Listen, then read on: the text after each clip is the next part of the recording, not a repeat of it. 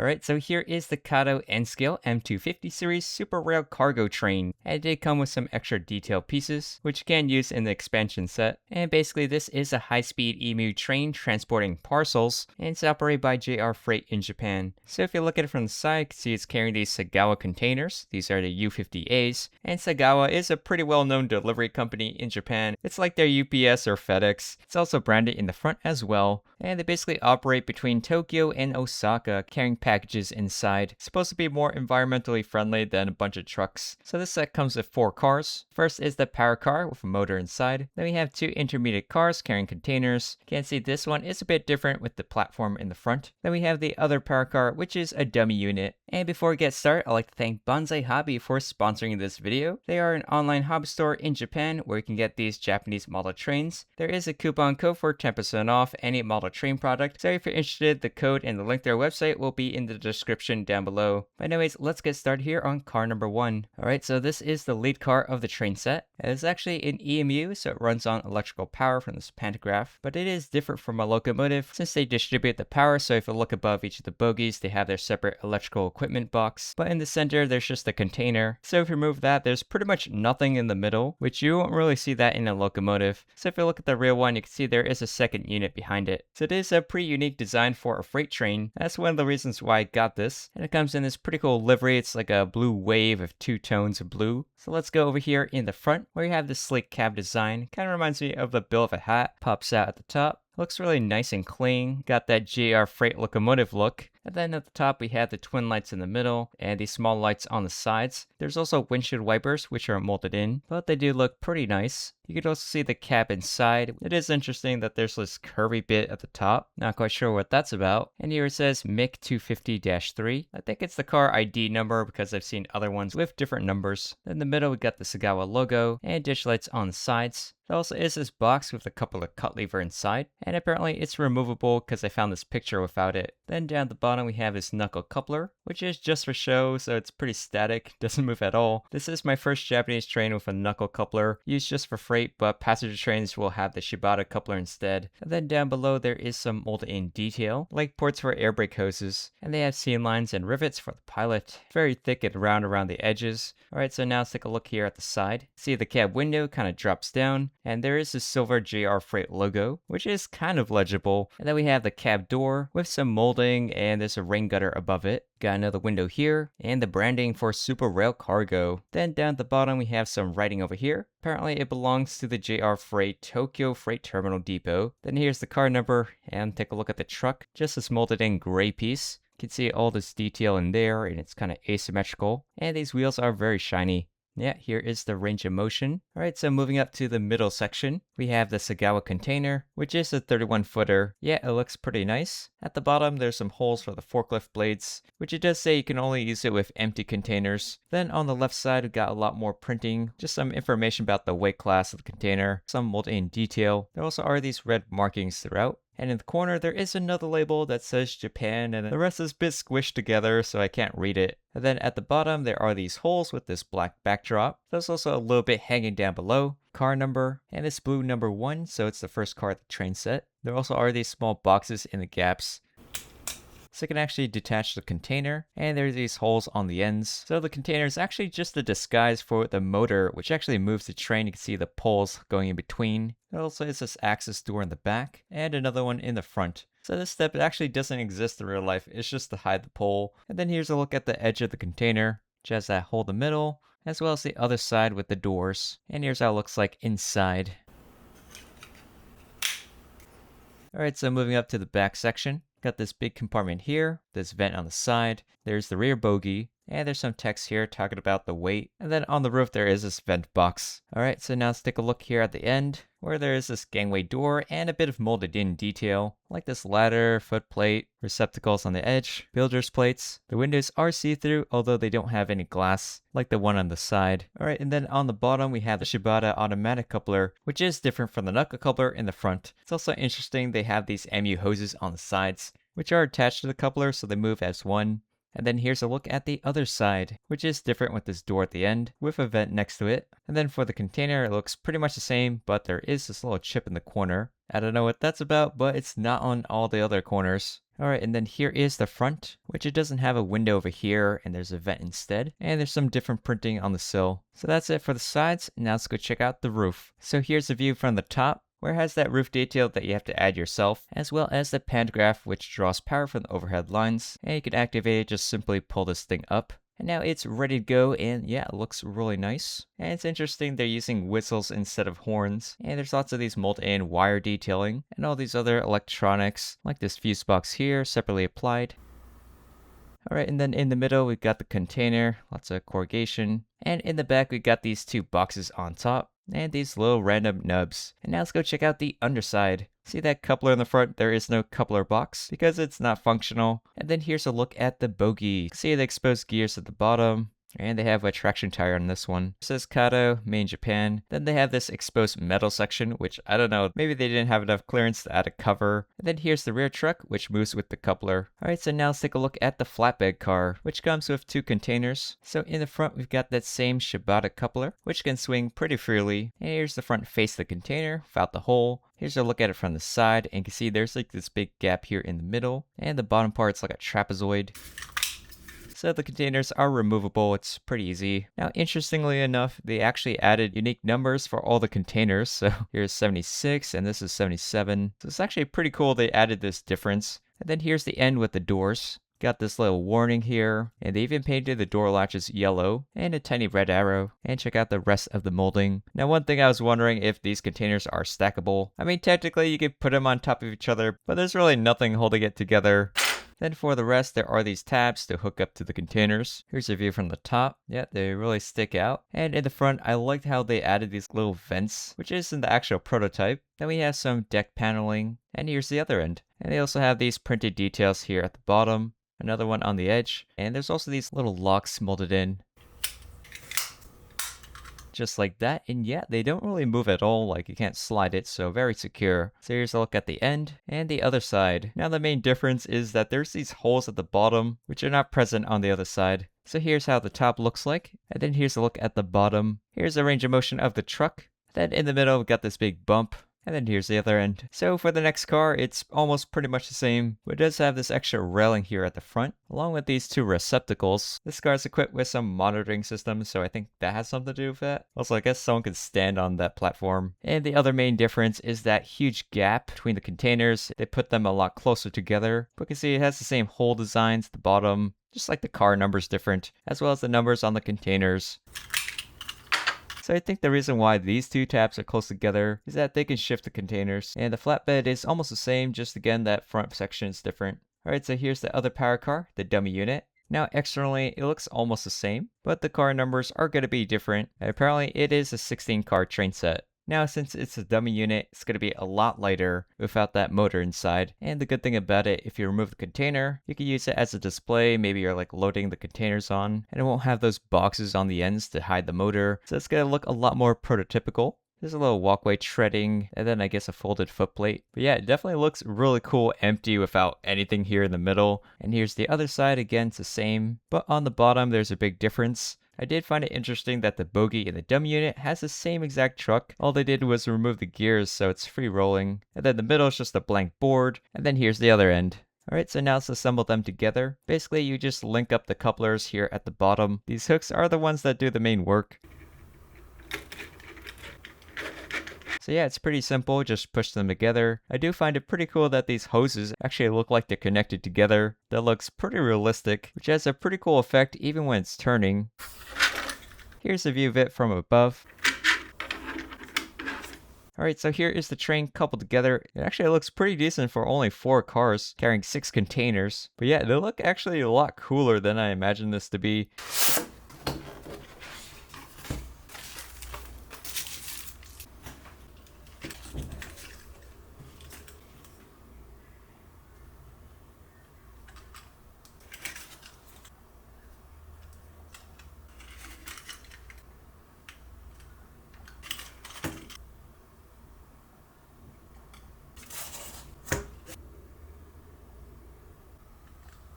Alright, so I also got the A add-on set, and it comes with 4 additional cars, including 2 more power cars and 2 more trailers, which they're using pretty much the same design as the other pair, just with different numbers, including the one with the railing in the front. Now the power cars are more interesting. You put this after the lead car, and on one end the face is blank, but the other side it does have that door. So compared to the end car, it does not have that cab. You can see this side is pretty similar, but it doesn't have that window. Instead there's like a door. And here's how they compare on the other side. Again, it's kind of similar. Alright, so here's a close-up view of it. You can see some printing at the bottom, and there's different panel details. And on top we have these 2 boxes off to the side, and some molded in bumps. Here's a look at the middle, and then the other side, which has that Super Rail Cargo logo, and the door on the end, as well as on top, the 2 boxes and the pantograph. And then if you look on top, I did have to add in some extra detailed pieces, which was pretty easy to install, just lightning arrestor and the fuse box, which was from the extra pieces in the original set. And here's how it looks like all the way across. And this car is number 2. Then here's a view from the top, and then the bottom. Pretty simple. And then for the other car, it's near identical in pretty much every way except for the car and container numbers. Alright, so here's all 8 cars. Now let's turn it into a train.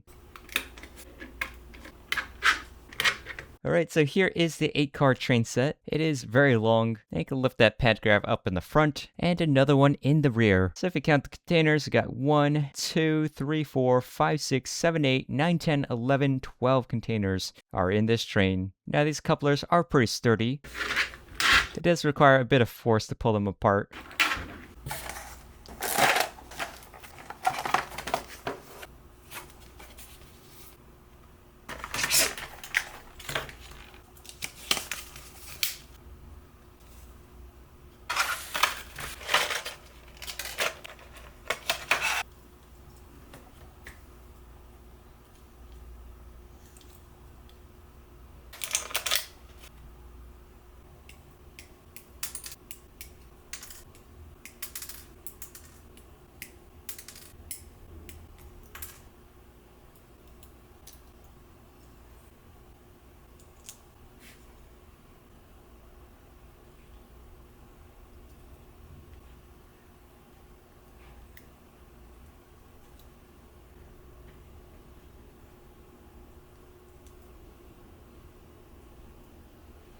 Alright, so here is the Kato TCM FD300, which is a top lifter used in container yards in Japan. And yeah, here's how it looks like after I applied the parts, which came out pretty nicely, and I was surprised there actually is pre-applied decals on it, which is printed on, and I thought you had to do it by hand. But if you want to add even more details, it comes with a sticker sheet, but I don't think it's very necessary. And the cool thing about it is that spreader is actually functional, so you can lift it up like this, or put it all the way down, so you can customize it to whatever position looks good. Here it is all the way up. Now one thing I don't like about it is that you can't really see the operator in front of the front. This whole section is kind of walled off, I guess for the mechanism to work, so you always have to look at it from the side to see the cab. They also probably did it to make it more durable. So if you're loading a train, you can use the top lifter to make a little diorama. So I want to see if you can lift the container. So when I first tried to put it in, I was kind of confused on how to load it, because there's this hook here at the side, which kind of got in the way and felt impossible to put it in. And then I figured out you can actually move these spreaders apart, and I guess you can adjust it to different container lengths. So that's another cool custom thing you can do, but it still wouldn't even hold up. But I did know it was possible because I've seen pictures of it working online. So eventually I figured out that this hook is actually flexible. So I started carefully pushing it back, but I still had a hard time pushing the container in. So I did want to see if it worked with my Kato intermodal train container. So it actually is compatible with them. Even though it's not Japanese, at least it's still Kato. So I did figure out that these containers obviously have different sizes. Specifically the width. You can see the Sagawa is much wider, but I don't know if this applies in real life. I was also curious if it would fit on a flatbed. Yeah, it actually does stay on with magnets. Even if you tip it over, it kind of stays there.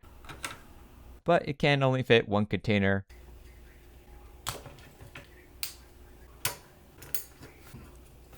So I tried again, and this time I got the Sagawa container finally loaded in, and now I can use it to actually load up the train, not just for show. It is a tad bit jerky, and it can get low enough to load it in. It can put the container almost to the ground, although it kind of still hovers a bit. Yeah, it definitely makes for a nice little diorama. Alright, so taking off the container, you have to unhook it from the front. Just like that. And now you can get it off, although for me, unfortunately, a little bit of the paint chipped, where I was holding it. So to get the container to fit, I did have to bend the hooks back even more. Unfortunately for this side, it kind of like made a little crack in here because it went off to the side, so you want to be careful about that. So I think the real way it works is the tip of the hook is more flexible than it looks, and you want to angle the container just like this way towards it. So it goes inwards like that instead of doing like this how I did originally. But anyways, for the actual model, you can see in the front, it says JR Freight in Japanese. And then there's some detail for the lift, which is adjustable. So here's how it looks like in the absolute lowest position. So it can get pretty compact. It also comes with some rubber tires, which there's 4 of them here in the front, which they do roll on this metal bar. This is a classic system you see everywhere. Then on top it says TCM, which means Toyo Carrier Manufacturing, which is owned by Mitsubishi. Then we have this cab with nice blue and white color, and this mirror bar on top, which is actually pretty loose, but it does stay on even if you put it upside down. And there is a bit of cab interior, although it's kind of hard to see. And then there's details like the hazard stripes, hydraulics, bars on the sides, a step well. It says H23.1 and then something. Also, like a little fire extinguisher here, they painted red. Then the rear says FD300, 2 little lights. Now, I did find it interesting that the rear wheels are actually steerable, going side to side, unlike the ones in the front, which are just normal and straight. While the rear tires have this interesting mechanism I wasn't really expecting, although in practice, it's not really that good in driving. You can see it kind of wants to do its own thing. It doesn't really want to roll too well, which it can do on its own, but it always wants to make a turn. But yeah, it's actually good for a diorama, and you could pose these rear wheels, moving them off to the side. Then we got the rear view mirror, some hazard stripes in the rear, a muffler pipe on this side, some more details in the back of the cab. Here's how it looks like from above and the bottom. There's a basic drivetrain, and it says Kato. But yeah, let's go check it out on the layout.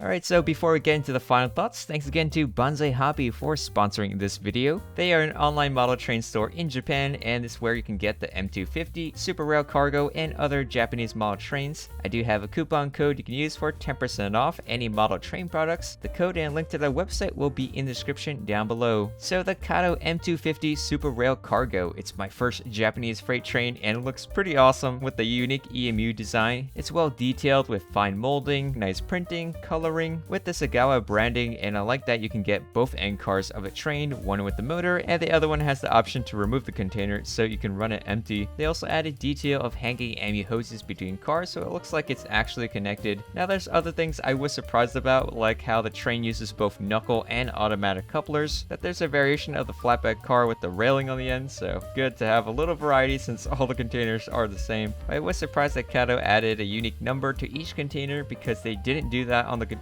in my Kato American intermodal well cars, so they do give Japanese stuff more love. I did get an 8-car train set, which is a decent length, but you can even expand it to 16 cars with the add-on set B if you guys want to make it crazy long and prototypical. Now for the Kato TCM FD300 Top Lifter, it's a nice little vehicle you can add to your freight yard for a diorama. It already comes with factory applied labels, and you can even add even more if you want. There also are separately applied parts, although the top mirror is pretty loose, it won't fall out. And it is functional, you can make it hold a container, although it took me a while to figure out because I was afraid of breaking it. And you can also move the arm up and down, and even like the spreader comes out on the sides, which I didn't even know about, so that's pretty cool. I also like how the rear tires do swivel, like they could have just made it like a straight bar and done it the cheap way, but you can get that extra posability. But yeah, overall I think Kato did a pretty good job, and it's interesting to get in the world of Japanese freight trains. Kato has all sorts of products like freight depots, maybe I'll get to in the future. But yeah, I hope you guys enjoyed this video. If you do, hit the like button, comment down below your thoughts, subscribe to be notified of new videos, and I'll see you guys in the next one.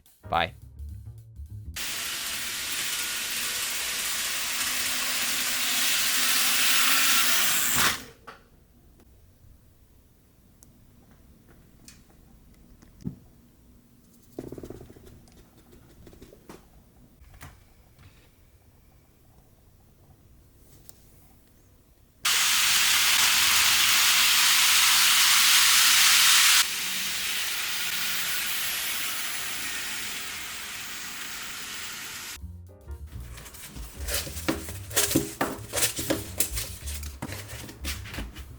See right here, you know, you can have it all nice and laid out.